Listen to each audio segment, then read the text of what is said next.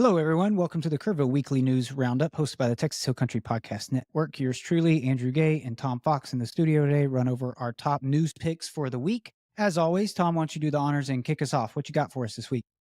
Sure. So this first story comes to us from the Kerrville Daily Times, and it's one of the most unique stories I have ever seen in Kerrville, Andrew.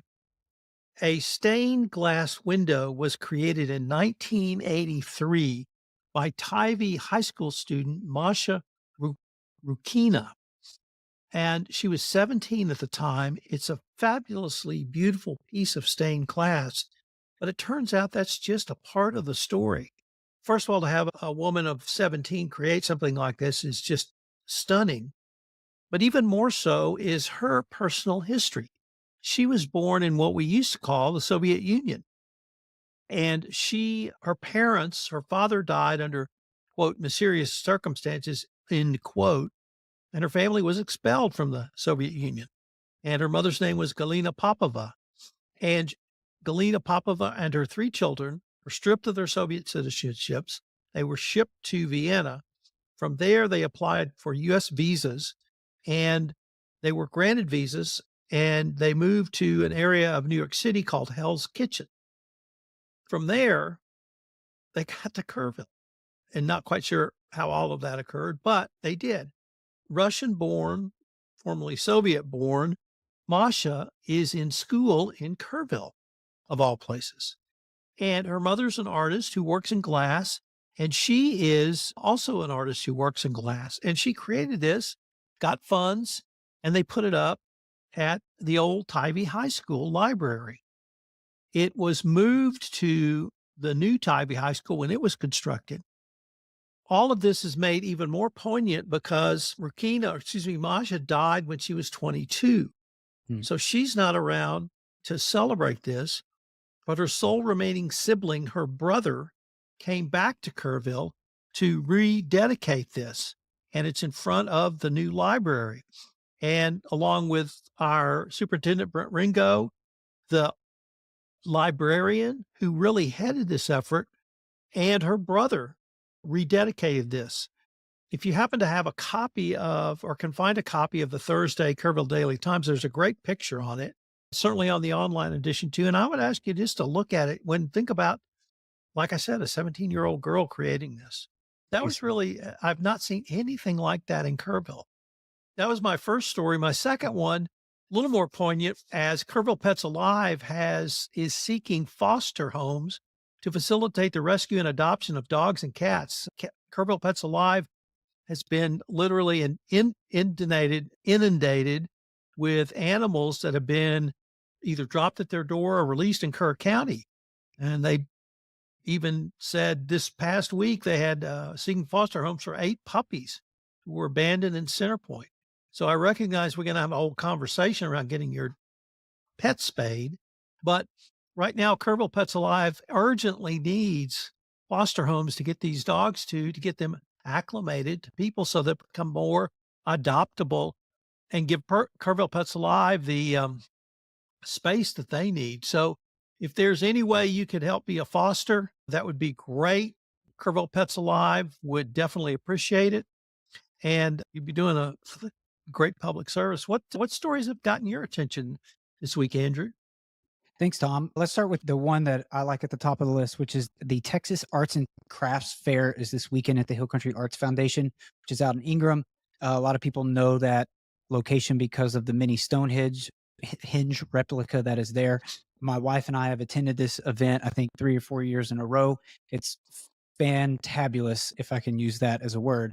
We have had such a great time. There's vendors of all kinds out there. There was food trucks last year. The weather, I think last year was a little warm, but this year it's looking like it's going to be great.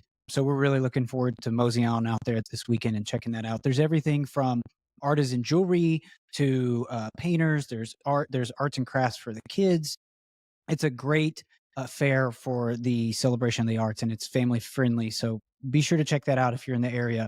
Then second story was from last weekend. My wife and I had the pleasure of attending the Sherlock Holmes Mayor of the Night Halloween party that took place at the River Hill Country Club Mansion this past weekend.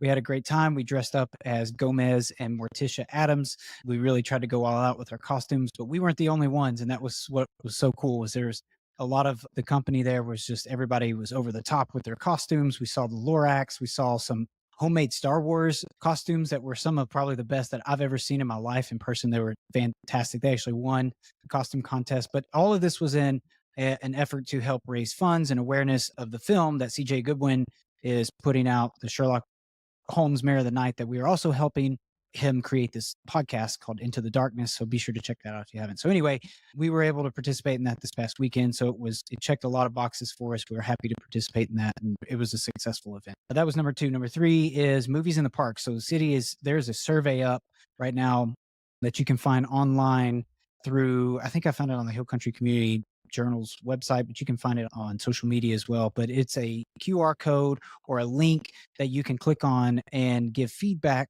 to the city about what movies they're going to plan to show for their program Movies in the Park, which is a kid-friendly event where they've been showing movies at the park in the evening on designated nights throughout the year. I think it's been like once a month or something like that, but it's been a really successful event. It's been a big draw for some of the younger families here. So you can put your input and feedback directly into that survey if you go and find it online. And then last but not least, I wanted to mention this upcoming week is the presidential election, in case you did not know, and voting will be done Tuesday. So we just want to make sure that we mention that you should get out and go vote. It's not so much about not from my perspective, not so much about the politics. Just get out and just participate. I already did my duty. I think Tom, you did yours too. So that's next week, and obviously that's a really big deal. But that's it, man. Actually, no, I'm gonna brave the crowds on Tuesday. Oh, you're doing on election day. Yeah, that is brave. I haven't actually ever done that. I've always done early voting. I'm too scared. Anything going on this weekend for you other than the arts and craft fair?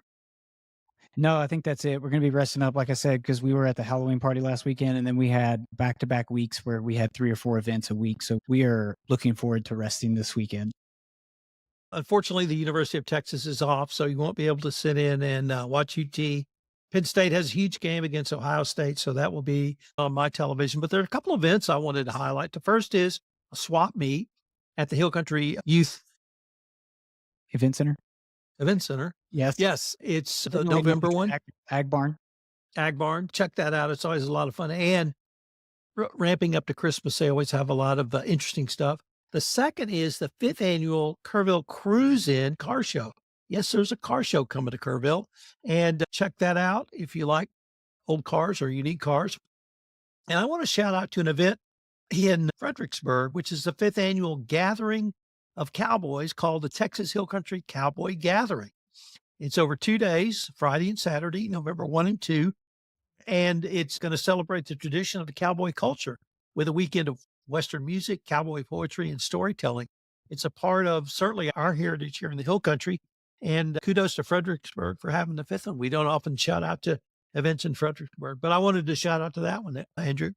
I'm going to be watching a little football. Cowboys are on this weekend. Orange or not, as I said, Texans stunk it up last night. It's going to be a short football watching weekend for me. Yeah. So lots of couch time. Sounds good. All right. Thanks again. We'll look forward to visiting with you guys next week. Thanks, Tom.